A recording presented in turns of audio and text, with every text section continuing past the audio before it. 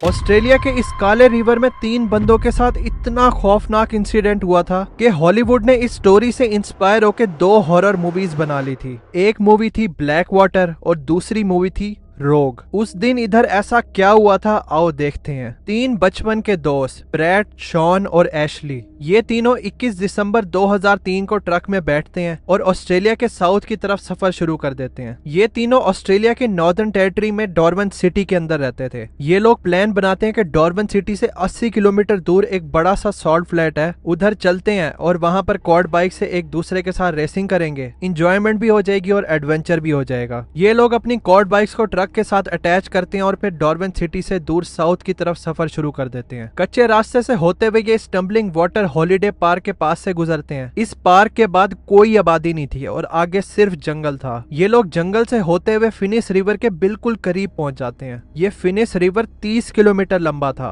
और अपने बिल्कुल ही काले पानी की वजह से मशहूर था। अगर आप इस पानी में झांकोगे तो 1-2 इंच से ज्यादा नीचे कुछ भी नहीं दिखाई देगा। इस फिनिस रिवर के थोड़ा सा लेफ्ट साइड पे ये लोग बड़े से सॉल्ट फ्लैट पर पहुंचते हैं। अपनी क्वाड बाइक को ट्रक से निकालकर रेसे लगाना शुरू कर देते हैं। उस दिन इस सॉल्ट फ्लैट पे बारिश बड़ी हुई थी, जिसकी वजह से इधर कीचड़ बहुत था। तो रेसे लगाते हुए ये एक दूसरे के ऊपर कीचड़ भी उछाल रहे थे, जैसे दोस्त आपस में करते हैं। कुछ घंटे एंजॉय करने के बाद ये लोग बस करते हैं और फिर वापस जाने की तैयारियां शुरू कर देते हैं। अपनी क्वाड बाइक्स को वापस ट्रक में लोड करते हैं। जब ये लोग जाने के लिए बिल्कुल तैयार थे तो इनमें से एक दोस्त कहता है, आओ जरा पानी में डुबकी लगाएं और अपने इन कपड़ों से कीचड़ तो उतारे ना। अब आप ये समझो कि ऑस्ट्रेलिया के इस एरिया में जिधर आपको सबसे कम टाइम गुजारना चाहिए वो पानी है, और वैसे भी उधर लोगों का ये मानना था कि ऐसा पानी जिधर स्विमिंग अलाउ ही नहीं है, उसमें एक ना एक ऐसा जानवर जरूर रहता है जो आपको पक्का मार देगा। और फिनिस रिवर का ये एरिया जिधर ये तीनों सोच रहे थे कि पानी में जरा कूद कर अपने से ये कीचड़ तो साफ कर लें, ये भी कोई स्विमिंग एरिया नहीं था। लेकिन यहाँ पर भी ये बात नोट करने वाली है कि ये तीनों दोस्त इस तरह के इलाके में ही पले बड़े थे और इससे पहले भी ये लोग कई बार इस फिनिस रिवर में कूदे थे और इनके साथ कुछ भी नहीं हुआ था। तो उनके दिमाग में ये सोच थी ही नहीं कि फिनिस रिवर में कूदना कोई खतरे की बात है। खैर ये लोग रिवर के करीब जाना शुरू कर देते हैं। अभी ये लोग इस रिवर के पास पहुंचे नहीं थे कि उसका पानी इनको अपने पाँव में फील होना शुरू हो गया था। असल में 1-2 दिन पहले इस इलाके में टिका कर बारिश हुई थी, जिसकी वजह से ये रिवर ओवरफ्लो होकर बाहर की तरफ बहना शुरू हो गया था। मतलब अपनी नेचुरल बाउंड्री से ज्यादा ही ओवरफ्लो हुआ था। ये रिवर भी बिल्कुल वैसे ही था जैसे हम जमीन के एज पे नहीं खड़े होते और अगला कदम आगे रखें तो सीधा 20-25 फीट पानी में। रिवर के साइड पर ये मैंग्रोव ट्रीज लगे हुए थे। इनकी रूट्स पर बहुत सारी शाखें निकली भी होती हैं बाहर की तरफ। ये तीनों दोस्त बिल्कुल ही एज पर पहुंचकर इन मैंग्रोव ट्रीज के शाखों को पकड़ते हैं और अपने आप को पानी में डुबाकर साफ करना शुरू कर देते हैं। बड़े ही केयरफुल तरीके से ये अपने आप को साफ कर रहे थे और इन शाखों को भी अच्छी तरह ग्रिप किया हुआ था कि कहीं ये छूट ना जाए। पिक्चर में तो आपको ये रिवर स्टिल दिखाई दे रहा है, लेकिन असल में बारिश की वजह से इसका बहाव बहुत तेज हुआ था। तीनों ने कीचड़ साफ कर लिया था और ये जाने ही वाले थे कि ब्रैड का हाथ फिसल जाता है और वो सीधा पानी में गिर जाता है। तेज बहाव की वजह से वो अपने दोस्तों से दूर चला जाता है। वो एशली और शॉन को मदद के लिए आवाज देता है। वो दोनों मुड़कर देखते हैं तो ब्रैड पानी में बह रहा था, तो वो दोनों भी इसको बचाने के लिए पानी में कूद जाते हैं। ये तीनों बड़े अच्छे स्विमर थे और इनके लिए कोई पैनिक वाली सिचुएशन नहीं थी। इनके दिमाग में था ठीक है पानी में गिर गए हैं, ज्यादा से ज्यादा क्या होगा, आगे बहकर चले जाएंगे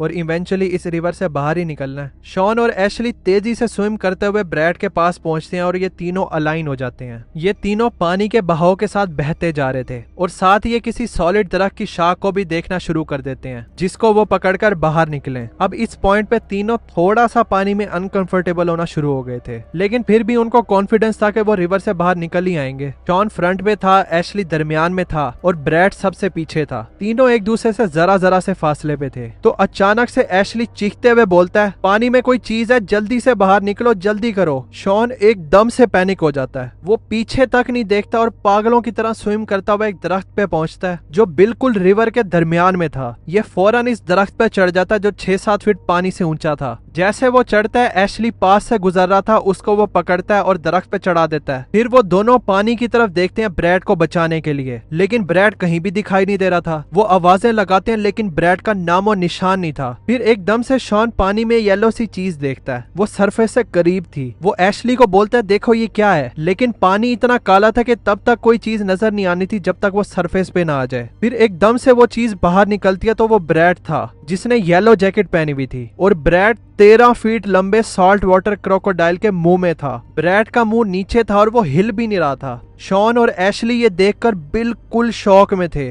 वो दोनों इस मॉन्स्टर को देख रहे थे जिसने उनके दोस्त को अपने मुंह में पकड़ा हुआ था, और ये इस बारे में कुछ भी नहीं कर सकते थे। 5 मिनट तक ये दोनों मगरमच्छ को देखते रहते हैं और सोचते हैं अब क्या होगा। वो मगरमच्छ भी इनकी तरफ ऊपर देख रहा था, जैसे वो इनको बता रहा था कि अगर ये पानी में आए तो इनके साथ भी यही हाल होगा जो इनके दोस्त के साथ किया है। कुछ देर बाद ये मगरमच्छ आहिस्ता आहिस्ता पानी से नीचे होता है और ब्रैड के साथ गायब हो जाता है। एशली और शॉन इतना डरे हुए थे कि उनको अपने दोस्त के मरने का गम ही दिमाग में नहीं आ रहा था। वो दोनों बस सर्वाइवल मोड में चले गए थे। दोनों इस दरख्त के मजीद ऊपर चढ़ जाते हैं, 2 अलग अलग ब्रांचेस पे, जो पानी से तकरीबन 10-15 फीट की ऊंचाई पे थी। अब ये दोनों एक दूसरे को तसल्ली देना शुरू कर देते हैं कि जब हम घर नहीं पहुंचेंगे तो हमारी फैमिलीज पुलिस में कंप्लेन कर देंगी और फिर हमें ढूंढने के लिए सर्च लॉन्च करेंगे और वो फिर यहाँ पर हमें बचा लेंगे। उनको इसका कॉन्फिडेंस तो था कि ऐसा ही होगा, लेकिन इसमें टाइम कितना लगेगा ये नहीं पता था। इसमें कई दिन भी लग सकते थे इनको बचाते बचाते। तो इनको रियलिटी नजर आना शुरू हो जाती है। ठीक है, ये लोग इस दरख्त पर सेफ थे, लेकिन आखिर कब तक? इवेंचुअली इन्हें नींद भी आनी थी, और अगर ये सो गए तो दरख्त से गिरकर इन्होंने सीधा पानी में जाना है जिधर ये मगरमच्छ है। इनको नहीं पता था कि आगे क्या होने वाला है। इसी दौरान ये नीचे काले पानी में दोबारा देखते हैं तो वो 13 फीट लंबा साल्ट वाटर क्रोकोडाइल वापस आ गया था, और अब उसके मुंह में ब्रैड भी नहीं था। साल्ट वाटर क्रोकोडाइल दुनिया के सबसे खतरनाक और एग्रेसिव क्रोकोडाइल हैं। ये क्रोकोडाइल की उन 2 स्पीशीज में से एक है जो एक्टिवली इंसानों को हंट करती है अगर मौका मिल जाए इनको। शॉन और एशली मगरमच्छ को डायरेक्टली देख रहे थे, और वो भी इनको ऊपर देख रहा था,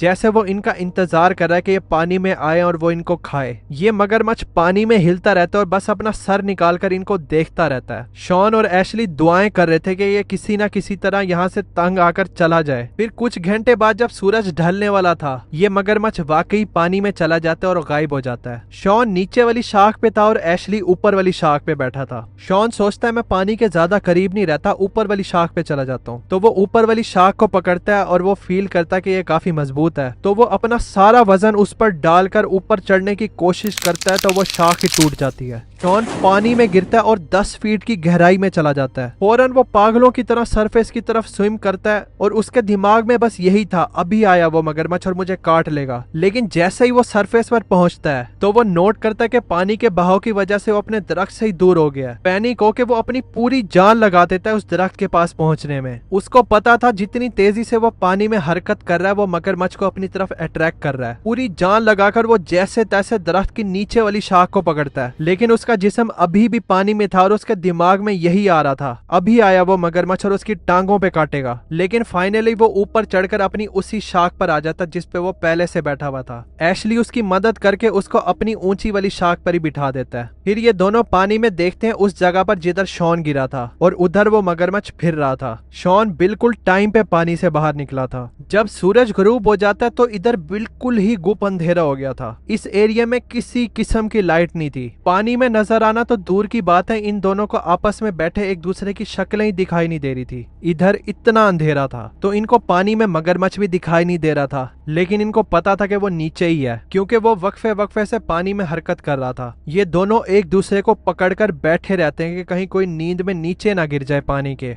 और वो मगरमच्छ के हाथों मारा जाए। कई घंटे ये लोग ऐसे ही बैठे रहते हैं। आधी रात को इस एरिया में तूफान आ जाता है और तेज बारिश की वजह से अब इनको पानी में मगरमच्छ की आवाज भी सुनाई नहीं दे रही थी, तो इनको कोई आइडिया नहीं था कि मगरमच्छ नीचे है भी या नहीं। लेकिन जब जब बिजली गरजती थी तो वो उस लाइट से पानी में देखते थे तो उनको साफ मगरमच्छ दिखाई दे रहा था। कई घंटे बारिश होती है और इनको बारिश की भी परेशानी थी कि कहीं पानी का लेवल इतना ना बढ़ जाए नहर में कि मगरमच्छ छलांग लगाकर इनको दरख्त से पकड़कर पानी में ना खींच ले। बस ये दुआ कर रहे थे कि किसी तरह इस रात को सरवाइव कर ले। फाइनली सुबह होती है तो वो नीचे पानी में देखते हैं तो वो मगरमच्छ अभी भी दरख्त के पास बैठा था और इनका इंतजार कर रहा था। साथ ही वो ये भी नोट करते हैं कि बारिश की वजह से पानी का लेवल बहुत ज्यादा बढ़ गया है। इनको जल्द अगर नहीं बचाया गया तो एक बारिश और होनी है और ये लोग मगरमच्छ की रेंज में आ जाएंगे और वो इनको पानी में खींच लेगा। लेकिन लकीली सुबह 10 बजे एक पुलिस ऑफिसर पास में ही उनको ढूंढने के लिए आवाजें लगा रहा था। इनकी फैमिलीज ने वाकई पुलिस को इनकी मिसिंग रिपोर्ट फाइल कर दी थी और पुलिस इन दोनों को दरख्त पे बैठा देख लेती है। फिर ये लोग हेलीकॉप्टर की मदद से इनको बचाने की कोशिश करते हैं कि ये रस्सी की सीढ़ी को इनकी तरफ लो करके इनको चढ़ाएंगे, लेकिन हेलीकॉप्टर के ब्लेड्स की हवा इतनी ज्यादा तेज थी कि ये दोनों दरख्त पे ही खड़े बैलेंस लूज कर रहे थे और पानी में साफ मगरमच्छ भी दिखाई दे रहा था। तो इनको बचाने के बजाय ये गलती से मगरमच्छ के ही मुंह में इनको ना भेज दें, तो ये हेलीकॉप्टर को वापस भेज देते हैं। लेकिन जब हेलीकॉप्टर नीचे आया था तो मगरमच्छ डर कर वहां से दूर चला गया था। फिर ये एक बोट लाते हैं जिसको उस दरख्त के नीचे करके इन दोनों को बिठाते हैं और फिर यहाँ से इनको बचा कर ले जाते हैं।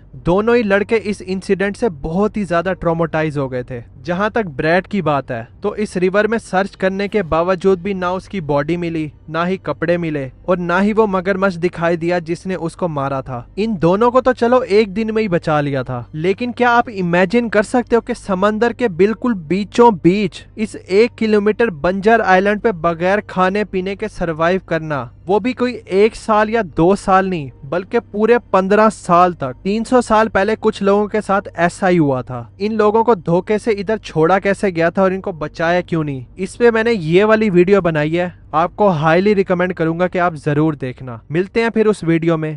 Thanks for watching.